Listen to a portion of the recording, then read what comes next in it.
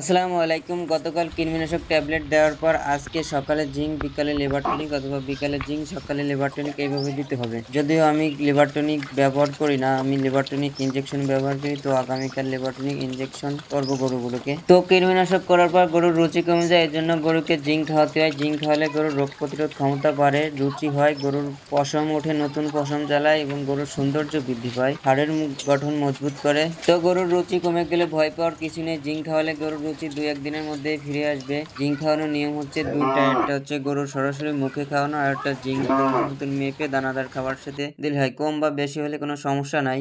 Zinc খাওয়ানোর ব্যাপারে আমি সাজেস্ট করব সরাসরি মুখে না খাইয়ে দানাদার সাথে মিশিয়ে খাওয়ালে, তাহলে গরুতেও ভালো হবে। যদি এইভাবেই দানাদার খাবারের সাথে মিশিয়ে লিভার টনিক খাওয়াতে চান তাহলে হবে না, কারণ কিছু কিছু কোম্পানির লিভার টনিক খুব বাজে দুর্গন্ধ থাকে, এজন্য গরুতে খেতে চাইবে না। আল্লাহ হাফেজ। আজকের ভিডিও এই পর্যন্তই শেষ, দেখা হচ্ছে পরবর্তী ভিডিওতে।